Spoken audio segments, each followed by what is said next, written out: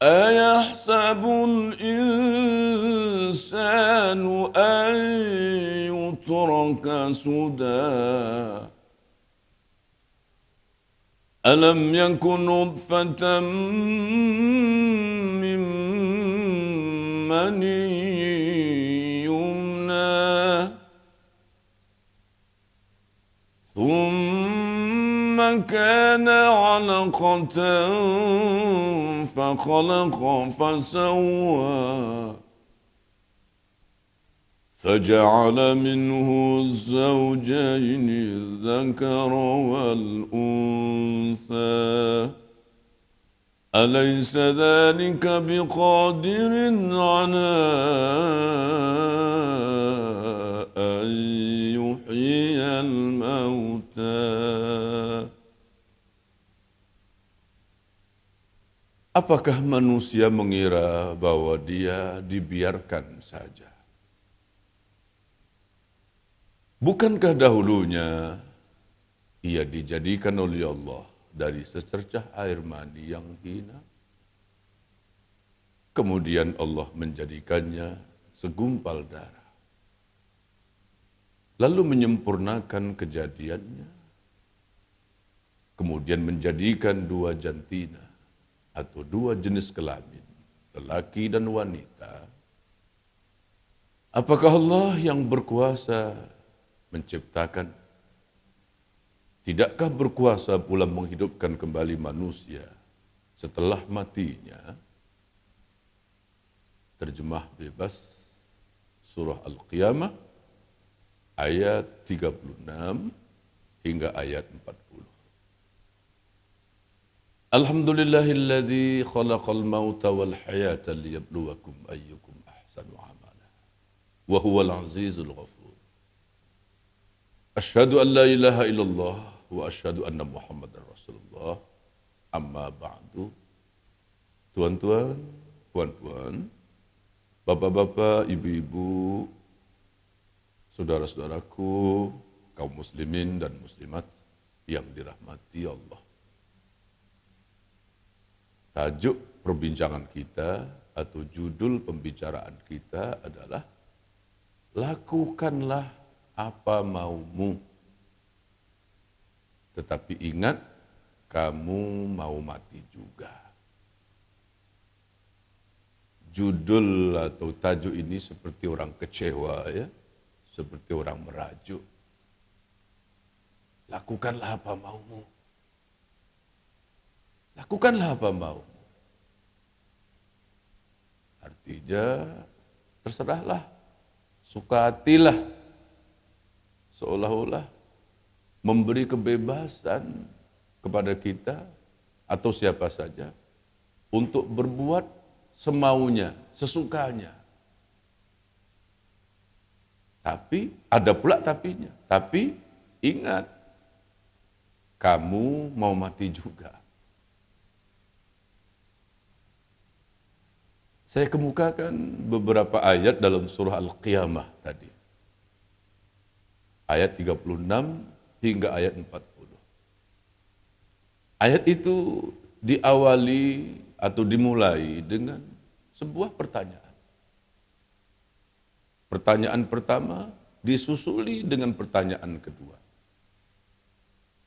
Pertanyaan yang sekaligus merupakan jawaban. Ayahsabul insanu ayyutraka sudah.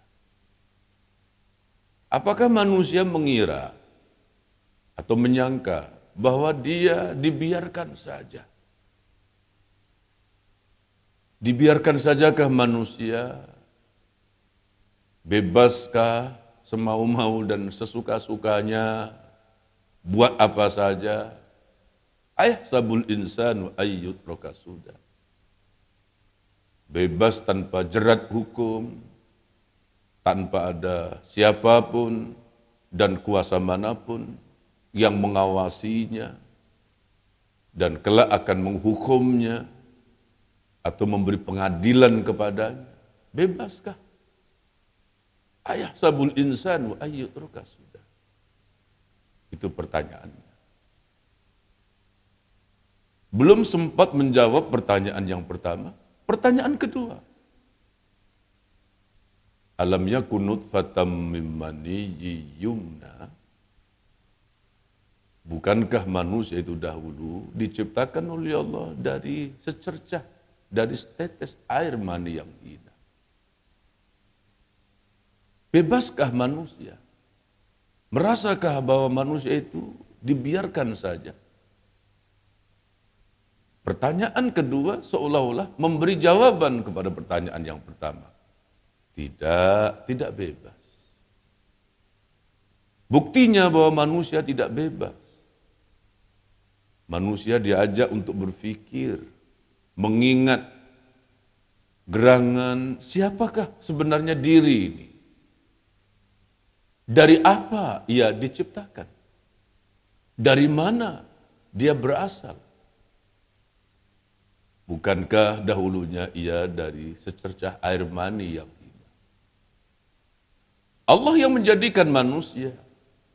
Bukanlah manusia itu sendiri yang menjadikan dirinya. Alam yakun nutfatan min maniyyin yumna, thumma kana 'alaqatan fa khalaqa fa sawwa. Kemudian proses demi proses, sambung bersambung secara sempurna. Dari air mani menjadilah segumpal darah atau seketul darah. Dari seketul darah menjadilah segumpal daging atau seketul daging. Itu proses. Kejadian demi kejadian bukan secara kebetulan, tetapi ada yang menjadikan. Faja'ala minhu zawjaini dzakara wal untha. Disempurnakan kejadian itu sedemikian rupa, dijadikan oleh Allah dua jenis kelamin atau dua jantina, lelaki dan perempuan. Keduanya dari jenis manusia yang sama, diberi perwatakan yang berbeza, sifat yang berbeza, pembawaan yang berbeza. Dari satu jenis yang bernama manusia itu, dijadikan oleh Allah lelaki dan wanita, berkembang biak, beranak pinak. Berbeza latar belakang, sejarah tempat, perbedaan warna kulit, bahasa, keturunan, bangsa, negara, dan lain-lain. Hingga ia merupakan satu kesatuan yang utuh, yang bulat. Dikatakanlah ia sebagai insan atau manusia, Bani Adam atau anak cucu Adam. Faja'ala minhu zawjaini dzakara wal untha. Allah menjadikan mereka dua jenis kelamin, lelaki dan wanita. Dari secercah air mani menjadi alaqah, menjadi mudghah dan seterusnya, hinggalah sempurna kejadiannya sebagai seorang manusia. Ini bukan secara kebetulan, tapi dengan satu perancangan yang sangat sempurna. Sang perancangnya itu sendiri, yaitu Allah, menjadikannya sedemikian rupa. Hidup dan kehidupan. Alaysa dzalika biqadirin ala ayyuhyiyal mauta. Pertanyaan yang ketiga, sekaligus memberi jawaban di dalamnya, bahwa manusia tidak dibiarkan saja. Sebagaimana dahulu ia dari tiada, dijadikan oleh Allah menjadi ada. Setelah ada, kembali lagi tiada. Dari benda yang mati, dihidupkan. Setelah hidup, dimatikan. Allah bertanya, apakah Allah yang berkuasa menjadikan sedemikian itu? Tidakkah berkuasa pula Allah menghidupkan kembali manusia setelah matinya? Alaysa dzalika biqadirin ala ayyuhyiyal mauta.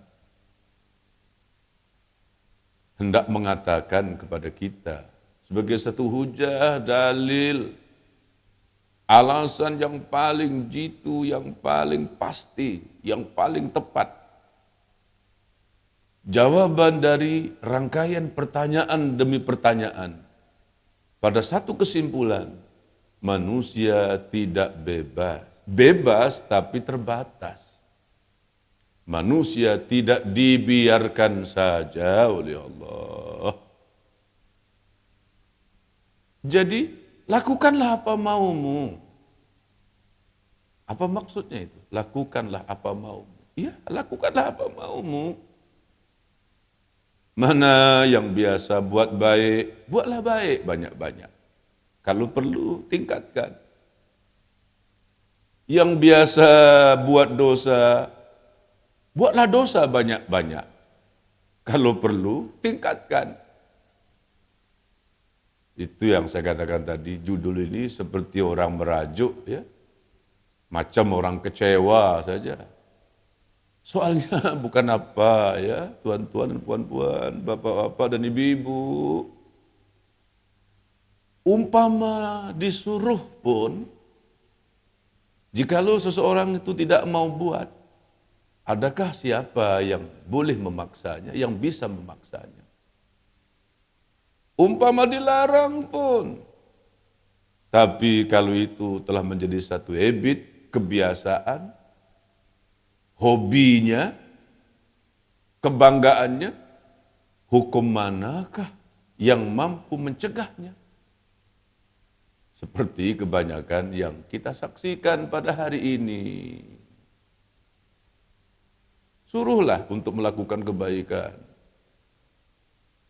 Banyak orang-orang bijak bercakap, banyak orang-orang alim, orang-orang berilmu, pakar-pakar motivasi, ahli-ahli akademik, bercakaplah melalui televisi, melalui radio, tulislah di akhbar atau koran-koran, di majalah-majalah.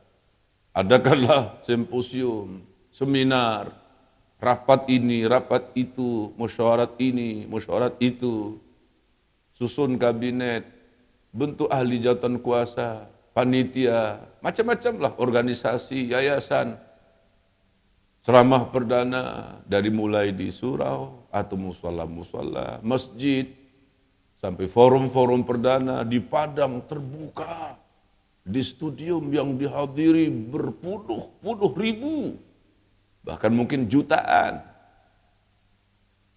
Panggillah misalnya pembicara-pembicara kondang, dai-dai 10 juta umat, ya, kiai-kiai kondang dan lain-lain, panggillah.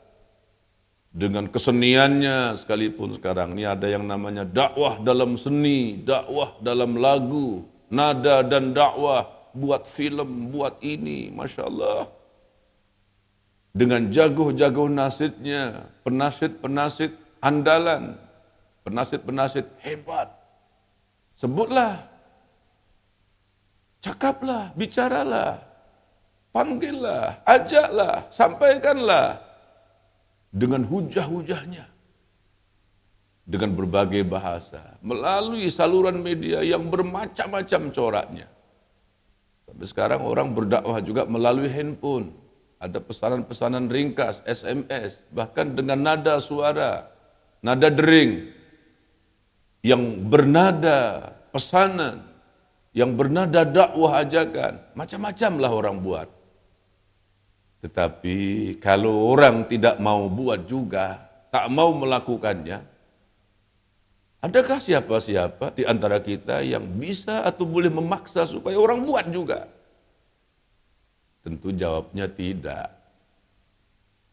Buatlah hukum. Yang namanya hukum nih, dibuat.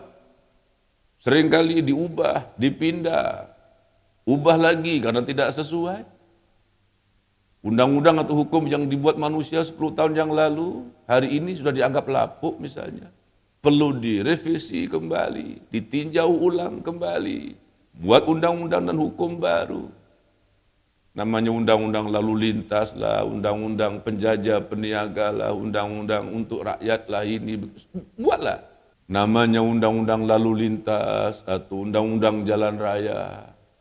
Undang-undang untuk ketertiban kota, keindahan bandaraya, peraturan ini dipindah, digubal, pindah lagi. Lantas, Kalau orang pun melanggar juga, undang-undang mana, hukum mana, kuasa mana yang dapat mencegahnya?